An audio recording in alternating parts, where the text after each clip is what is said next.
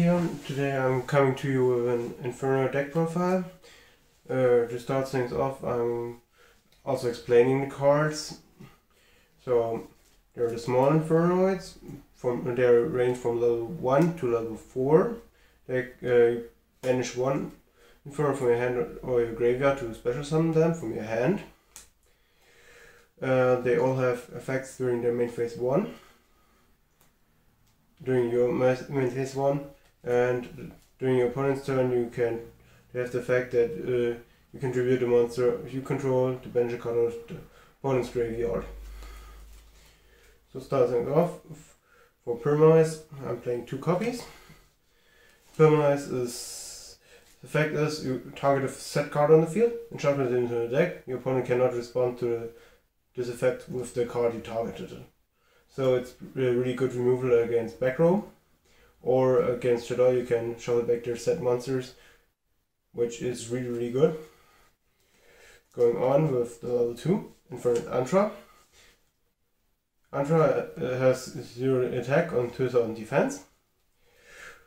And once per turn you can send one monster back to the hand, one face-up card back to the hand. And it also has the other thing that all Infernos have. For level 3 we have Infernoid Harmatic, 3 copies. He can destroy a monster once per turn, but in the turn he used that effect, he cannot attack. And it's pretty good because it's instant removal. I know removal is not always that great, but against decks like Necros it can be quite nice. And the fact that you can tribute it to banish does really help as well. And then we have Patrulia. Patrulia is like the best of the small ones. It destroys one's mana trap card, so it gets rid of nasty floodgates and other cards that might disrupt your plays. But it can also not attack if it uses the other two don't really don't have this restriction, but they have 0 attack, so it's not really that relevant. Then for the bigger ones, we are playing Sidesimmers. For the bigger ones, the middle ones, you can special summon from the hand and from the graveyard by banishing 2 Infernos from hand or graveyard. Sidesimmers has an effect. If it has attacked the monster, at the end of battle phase, you can activate the effect and banish a card. The effect is really good because it doesn't target. So your opponent cannot really chain the card or has to flip it preemptively, and then you can banish out a card, which makes the effect really strong. And the middle ones have the effect that during other player's turn you can tribute a monster to banish a card of the graveyard. All of them are once per turn. Then he's level 7 and has 2600 attack.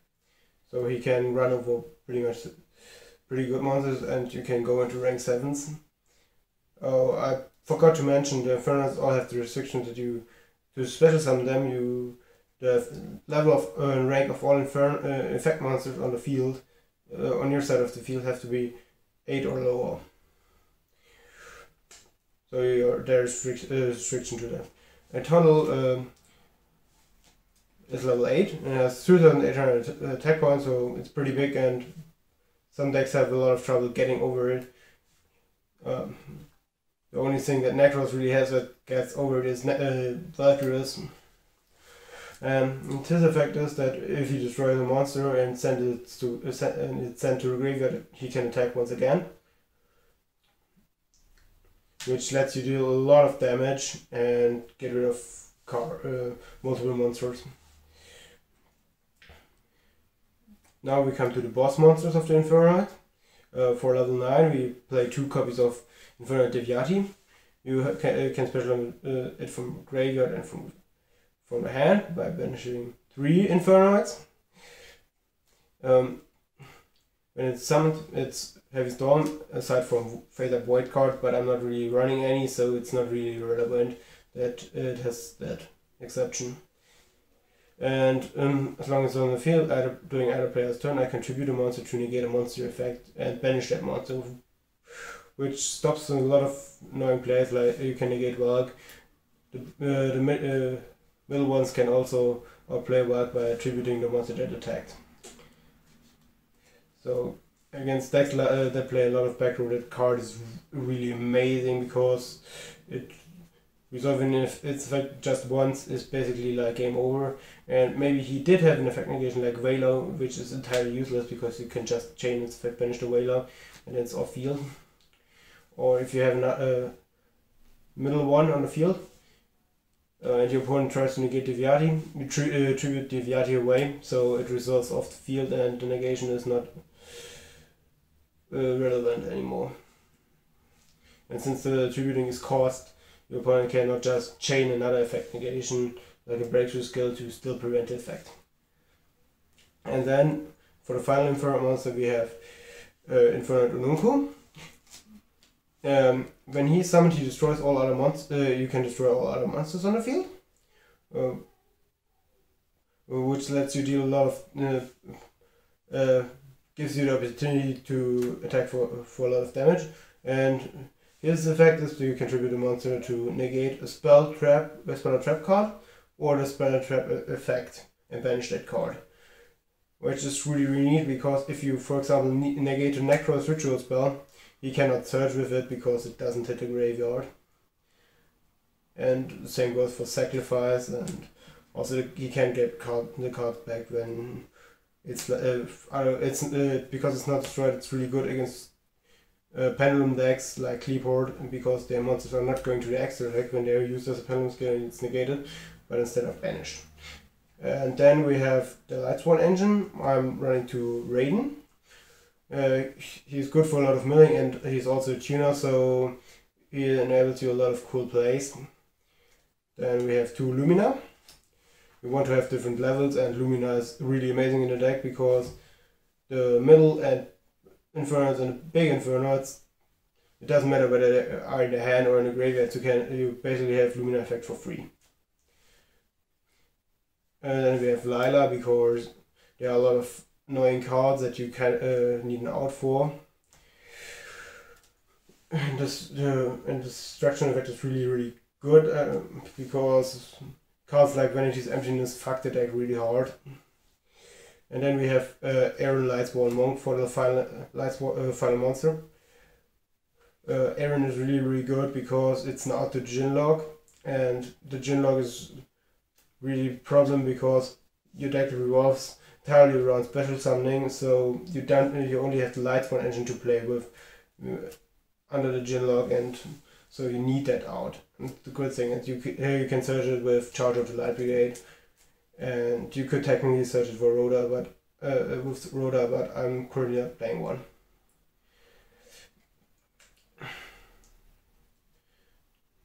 Also, it can get rid of other annoying cards because it shuffles the monster back to the battle if it's in defense position. So you can get rid of, if your opponent has a hand in defense position, you can get rid of it. Or against the Ying it's also really good.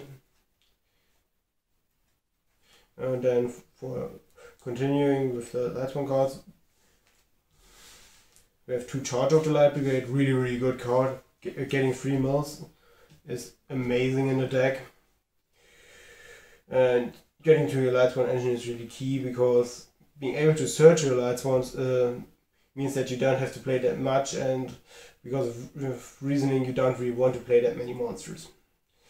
And then we're running triple Solar Recharge, amazing card. I know it can come in that, but I'm playing 6 Lightsworns plus 2 Searchers, which makes it kind of consistent, and it enables you to draw a lot of cards and mill cards for free and set up your Lumina plays, which is really nice. And now to the ace of the deck, Reasoning. Reasoning is an amazing card because your Infernoids cannot be normal summoned. You just mill through them and fill your graveyard like crazy. It can go wrong and you just mill like no Infernoids or just a few, but the profit you can get off of it is amazing. Same goes for Monster Gate, which essentially does the same.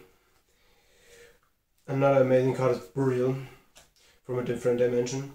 It gives you three resources to banish. Also, if your opponent did get rid of one of your boss monsters that you needed against him by using something like Rhapsody or Trishula, you can get it back into the graveyard, and it also has another utility. If you're playing against Ritual Beast, it's amazing. He makes the Kanahawk play, and the monster that he wants to send back into the deck, to the graveyard to search, you put him into the graveyard yourself, and one of your Infernoids, then he the split. You do that when your opponent tries to split. So it basically means he lost his his fusion and the search effect, which and you did get a resource back. So it's really good against Ritual Beast. And another important card is Galaxy Cyclone. Aggro is really devastating, so you need that. And since you're milling that many cards, you will most likely always have a Galaxy Cyclone in your graveyard to get rid of cards like Lose One Turn and Skull Rain, which kind of destroy your game plan and also the emptiness. Another card you can mill which is quite nice when you mill it, is Void Seer. It's like a land, but on crack. It also it makes it completely unaffected by other card effects, and doesn't change the attack position. And when it's in the graveyard, you can banish it when one of your Infernoids would be destroyed by a card effect instead. And then I'm playing a Raigeki and a Book of Eclipse as a Jinlock art, and Eclipse doubles for as playmaker, because if you have an Infernoid monster on the board with a high level, or in general have monsters with high level on the field, you activate Book of Eclipse, flip them face down, summon your Infernoid, flip the monsters face up again, and you're like, you can win the game off of it.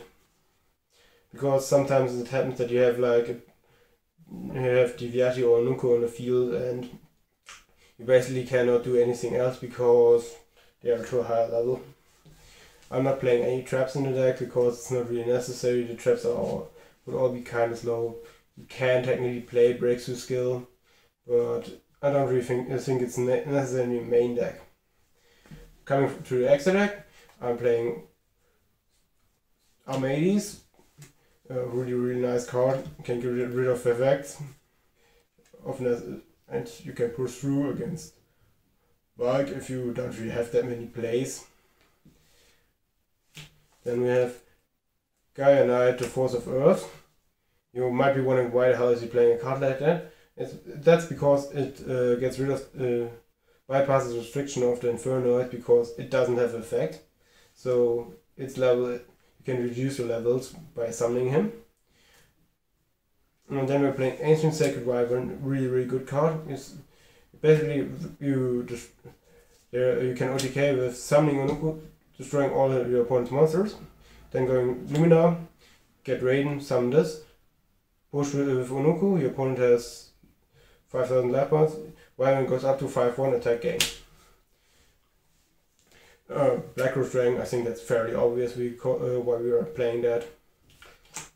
And then we're playing Glaring Zinco Dragon, a really good card against Necros, and can also have in other matchups, but it's mainly against Necros. Michael Light's one. The Archlight is one. It's really good.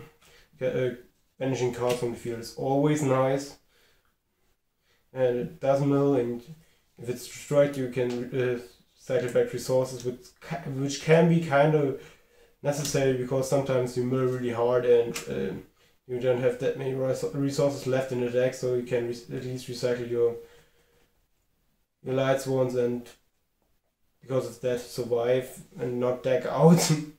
Then we're playing Scrap Archfiend, same reason as Gaia. It just has no effect and has 2700 attack, pretty huge. Then we have Scrap Dragon. Scrap Dragon is kind of nice, can get rid of cards that are stopping you from making a plays. And if it's destroyed, you can technically summon Scrap Archfiend, which does not really happen that often, but if it happens, it's kind of cool. And for the XCs, I'm playing a Dweller, because Dweller Onunku is really amazing. It's against Shadow or Burning Abyss, because you summon the Dweller, then Onunku, you activate Onunku's effect, activate Dweller, chain Dweller, and if your opponent tries to respond with Earth-Shadow Fusion or something, you just negate the Earth-Shadow Fusion and banish it. Then we're playing Excitonite. Our resources are not in the hand or in the field, so Exciton's effect is like live all the time. You just have to summon it to destroy the field. Pretty neat. Then we're playing Castile. Another way to out problematic cards. And Jonite Pearl for the same reason as Gaia and Scrap Archfiend. And then we are playing rank 7s. I think it's pretty obvious which one we are playing. We are playing Big Eye and Dracossack to get neat plays. The Dracossack tokens are also really nice because you can tribute them for the effects, so which stops a lot of plays from your opponent. Because you can for example summon Dracossack and Onunku, and against Necros when he has like 5600 or lower attack. If he tries to vacuum, it's 5500 and you have to summon Lead. You summon Lead, attack with Dracossack. If your opponent tries to vacuum, you just tribute a token, negate that, and finish the game. And then for the final extract monster, we're playing Divine Dragonite Felgrand. Felgrand is an amazing card. You summon it with Druid Tunnel. Really good card because it's really important against the Necros matchup, and because in Necros matchup you tend to have to get all your resources out of your hand. It's quite nice if you just summon the tunnels and make Felgrand. It's kind of, but the problem is it's kind of annoying that Valk has 2900 and just runs over Felgrand. That was my deck profile of my Inferno deck. I hope you enjoyed it. Be sure to check out my other videos.